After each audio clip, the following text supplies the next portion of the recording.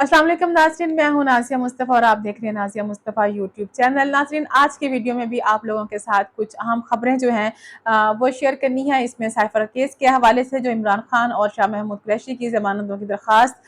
थी, उसके हवाले से जो अपडेट हैं वो भी आपके साथ शेयर करेंगे। उसके साथ साथ मुस्तंग में जो जमीयत उलमा इस्लाम के रहनुमा थे हाफिज़ हमदुल्ला और उनके साथियों पर जो बुज़दिलाना दहशतगर्दी की जो हमला हुआ है वहाँ पर, उसका भी जिक्र करेंगे आज के वीडियो में और जानने की कोशिश करेंगे कि ये वाक़यात हमें अब क्यों ज़्यादा मतवातर ये नज़र आना शुरू हो गए, इसकी क्या वजूहात है और कौन लोग हैं इसके पीछे। और उसके साथ साथ सबसे इम्पोर्टेंट जो खबर है जो आपके साथ शेयर करनी है वो यही है कि जो अभी मासी करीब में जो एक दूसरे के हरीफ थे, अब वो हलीफ क्यों बन गए हैं और इसकी क्या वजूहात हैं और ये मामला जो है वो किस जानब जाएगा। सबसे पहले आपके साथ शेयर करती हूँ इमरान खान साहब के बारे में, क्योंकि जो इमरान खान को चाहने वाले हैं उनके बारे में सुनना चाहते हैं। उनको बड़े बेताबी से इंतजार होता है कि इमरान खान साहब की जो केसेस हैं जमानत के हवाले से उनके क्या अपडेट्स हैं। और इस हवाले से जो अपडेट यही है कि शाह महमूद कुरैशी और इमरान खान की जो साइफर केस में जमानत की दरख्वास्त थी उस पर वो मुस्तरद हो गई है और उनको उस पर जो पीटीआई के रहनुमा थे और जो पीटीआई के फॉलोअर थे वो उम्मीद लगाए बैठे थे कि शायद आज इमरान खान को जमानत मिल जाएगी। लेकिन कहा यह जा रहा था कि अगर जमानत मिल भी जाती तो उनको किसी न किसी और केस में उनकी दोबारा से गिरफ्तारी जो थी वो डाल दी जाती। लेकिन असद उमर साहब जो हैं उनकी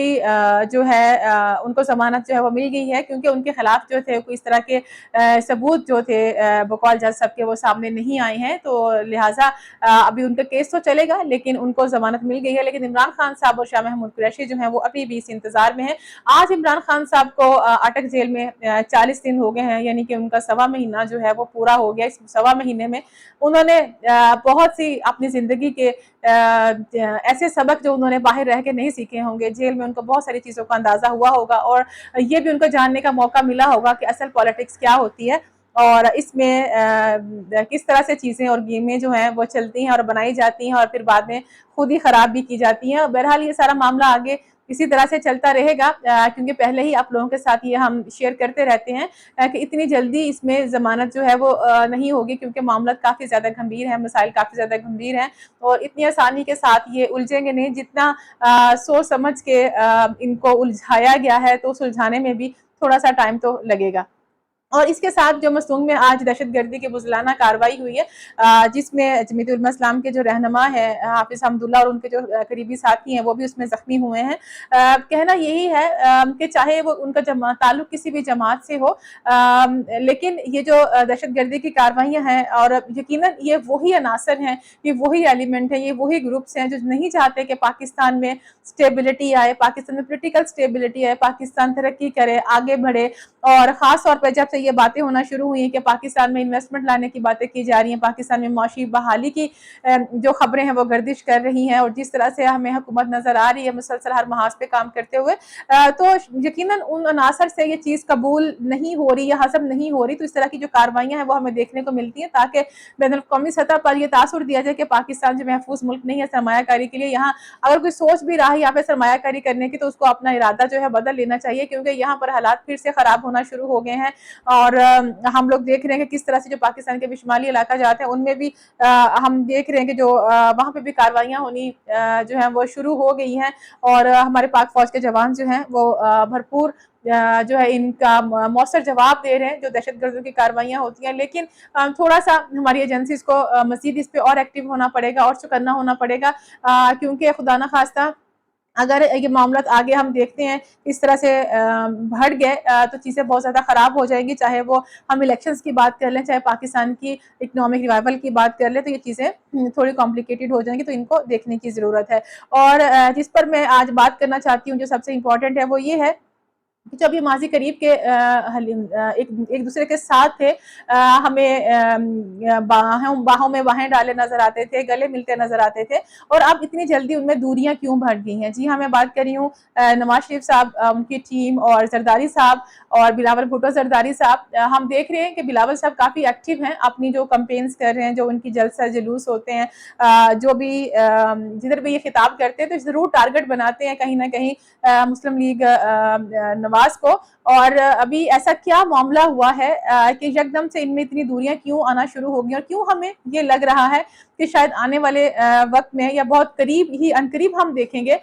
کہ پیپلز پارٹی ہو سکتا ہے کہ پی ٹی آئی کے ساتھ جا ملے، کیونکہ ان کو لگے گا کہ شاید ان کے ساتھ بھی وہی ہو رہا ہے۔ جو میں اپنے ذرائع سے کچھ چیزیں ہمیں ملتی ہیں، میں ضرور آپ کے ساتھ شیئر کرتی ہوں۔ اس میں اندر کی خبر یہی ہے کہ جو ساری چیزیں ہو رہی ہیں، شاید جو پیپلز پارٹی ہے اس کو کہیں نہ کہیں یہ چیز کا کنفرم ہو گیا ہے کہ شاید ان کو سائیڈ لائن پہ کیا جا رہا ہے یا ان کو فرنٹ پہ نہیں رکھا جا رہا، جتنی پرائورٹی جو ہے وہ اسٹیبلشمنٹ کی جانب سے ہم دیکھ رہے ہیں کہ مسلم لیگ نواز کو دی جا رہی ہے۔ تو پیپلز پارٹی کو شاید اسی چیز کا غم اور غصہ ہے کہ سارے معاملات طے کرانے میں اس میں کوئی دوسری رائے نہیں ہے۔ اور میں بھی اس میں یہی کہوں گی کہ آپ لوگوں کو یاد ہوگا جب تحریک عدم اعتماد لے کے آنی تھی اور جب زرداری صاحب جتنے ایکٹیو تھے اور جب شہباز شریف صاحب یہاں پہ آئے تھے، وہ تو ان کو تو کچھ چیزوں کا اتنا اندازہ بھی نہیں تھا جتنا بلاول بھٹو زرداری صاحب نے اور آصف زرداری صاحب نے ان کا ساتھ دیا۔ سب جماعتوں کو ساتھ لے کے چلے، پی ڈی ایم بنی اور سب معاملات بخوبی صحیح چلتے رہے، اور یہاں تک کہ ان کی جو اسمبلی کی مدت تھی وہ پوری ہوگی، وہاں تک بالکل چیزیں ٹھیک چل رہی تھیں، اور ان کا یہاں تک اتفاق ہو گیا تھا کہ جو الیکشنز میں جدھر جس پارٹی کی میجورٹی ہے وہاں پر وہ اپنا جو ہے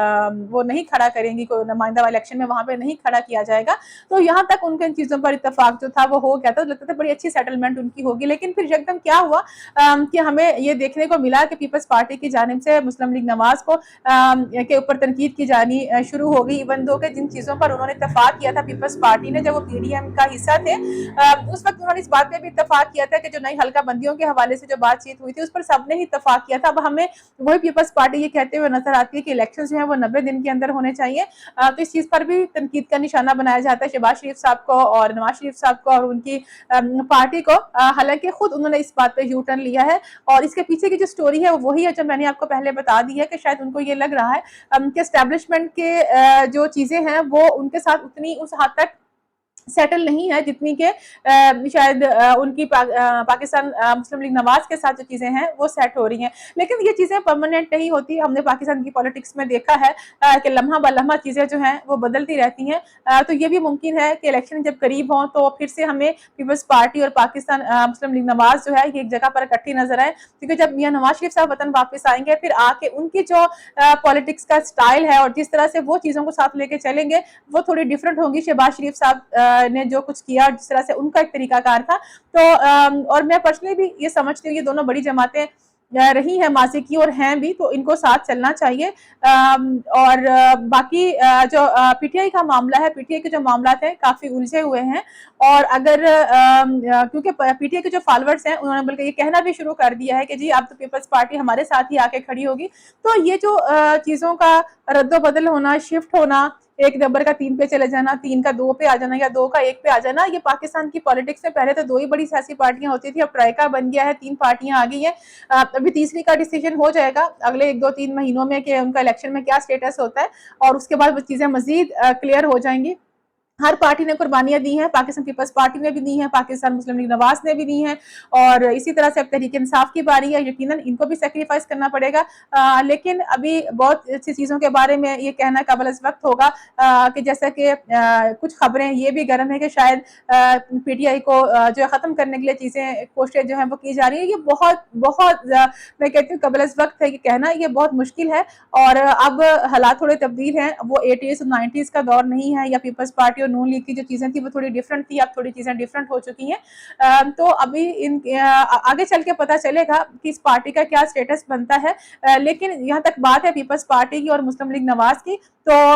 آپ لوگوں نے دیکھا ہوگا کہ پاکستان مسلم لیگ نواز نے بھی یہی موقف اختیار کیا کہ بلاول صاحب جو بھی ان کے خلاف سٹیٹمنٹ دیتے ہیں وہ ان کا کوئی رد عمل نہیں دے رہے ہیں یا ان کا کوئی جواب نہیں دے رہے ہیں، تو انہوں نے یہی فیصلہ کیا کہ ان کا جواب نہیں دیا جائے گا، تو شاید بیک اینڈ پہ چیزیں یہی چل رہی ہیں کہ جب میاں صاحب واپس آئیں گے تو پھر دیکھا جائے گا کہ چیزوں کو کس طرح سے لے کے چلنا ہے، جیسے پہلے بھی ناراضگیاں ہوتی ہیں، دوریاں ہوتی ہیں، لیکن بات منوا لی جاتی ہے، بات مان لی جاتی ہے، تو یہ بھی عین ممکن ہے کہ چیزیں آنے والے دنوں میں یا ہفتوں میں یا مہینوں میں ہمیں اور بہتری کی طرف جاتی ہوئی نظر آئیں۔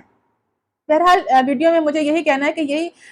पॉलिटिक्स का हुस्न होता है, साथ भी चलते हैं और लेकिन जब अपनी अपनी इलेक्शन कैंपेन करते हैं तो बाज़ औक़ात चीज़ें इस तरह से भी देखने को मिलती हैं, जिस तरह से अभी हमें बिलावल साहब करते हुए नज़र आ रहे हैं। लेकिन पाकिस्तान की तरक्की के लिए ज़रूरी यही है कि जो जमहूरियत है, जो इसका तसलसल है उसको बरकरार रहना चाहिए, उसमें कोई ब्रेक नहीं आनी चाहिए, चाहे वो कोई भी पार्टी हो। लेकिन बात फिर मैं एंड पे सिर्फ वन लाइनर यही कहूँगी कि पार्टी कोई भी आए उसको अपने सियासी मफाद से निकल के पाकिस्तान के और पाकिस्तान के अवाम के मफाद के लिए